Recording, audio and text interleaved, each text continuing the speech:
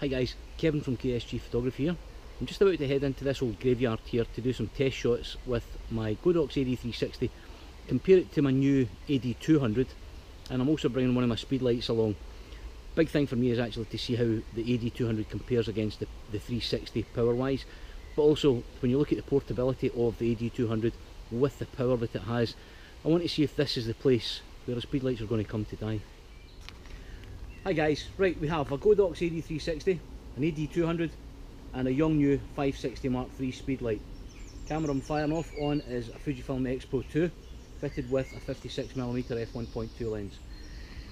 Each flash at the moment is fitted with either a standard reflector or just the bare Fresnel type head.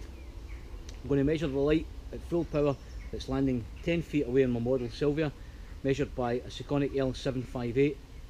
Just to see exactly how it works. Full power, we'll then take it down half power and so on and so forth to see the difference in the power from each flash.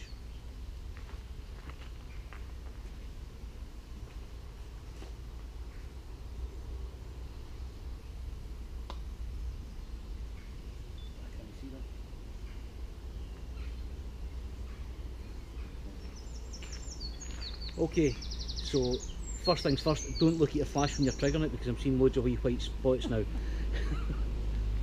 It's quite dark in here. The ambient light was giving me at ISO 200 a 25th of a second at f2.8.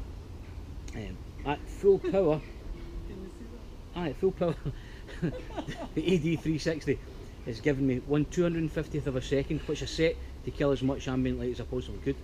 It's giving me 2/50th of a second at f18. That's the full power on the AD360. Now going to trigger the AD200.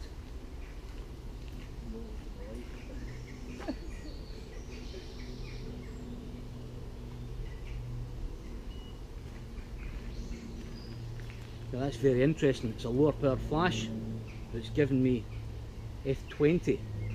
Now whether that's to do with the Fresnel head being fitted as opposed to a reflector, I'm unsure, but we'll move on and we'll test the Yongnuo speedlight next.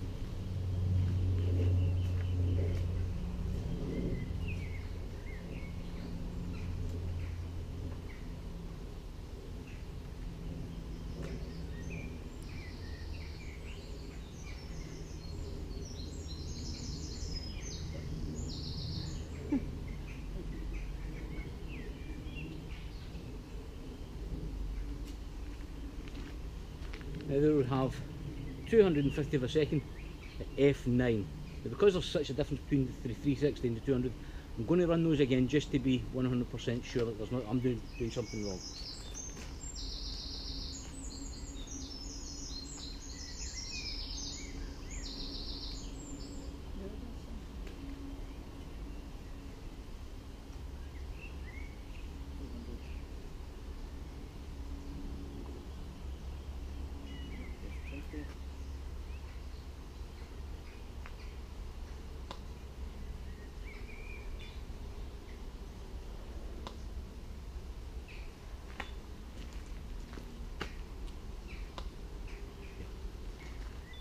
So there I'm getting, again, I'm actually getting f20 for both of the flashes, the AD200 and the 360. So now I'm going to switch the camera off, I'm going to switch heads on the AD200 to see how it compares with a standard reflector and the bare bulb to compare it to the 360. We've already shown that power wise it's several stocks more powerful than the Yongnuo speedlights.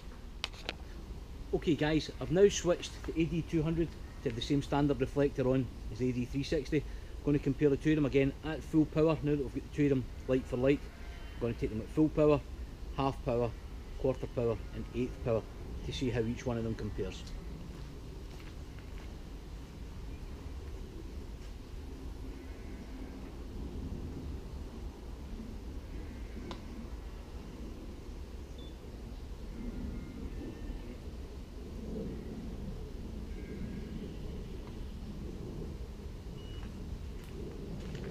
So at full power, the AD360 was giving me f18, which is consistent with what it gave me earlier on.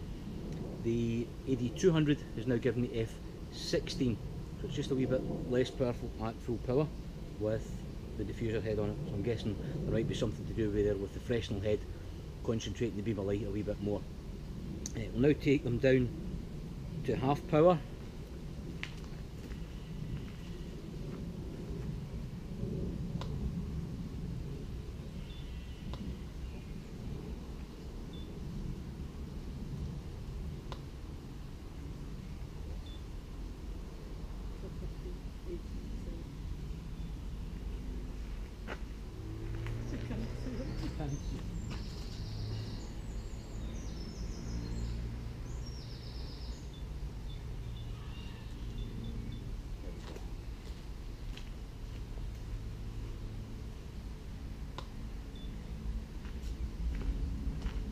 AD360 now is coming in at F14 at half power.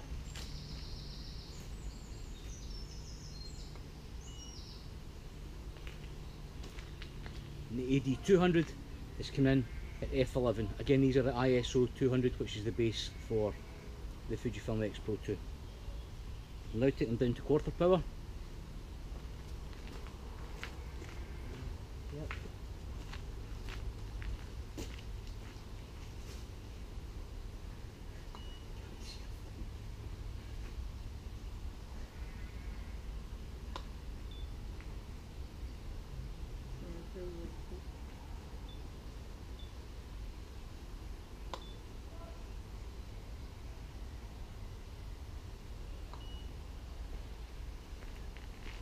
So at quarter power we have F11 from the 360, we've got F8 from the AD200. So again, quite consistent with the power downrange. Going to now take it down to an 8th power and see how that compares.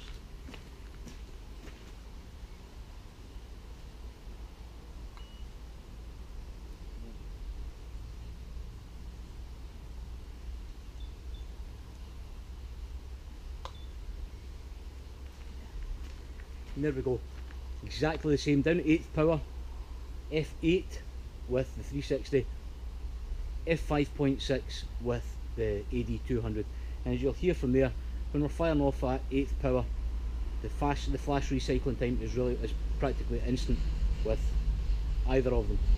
So what I'll do just now, I'm going to fire off 2 or 3 quick shots in quick succession. First of all with the 360, then with the 200. Hopefully the people pick it up how fast it's recycling.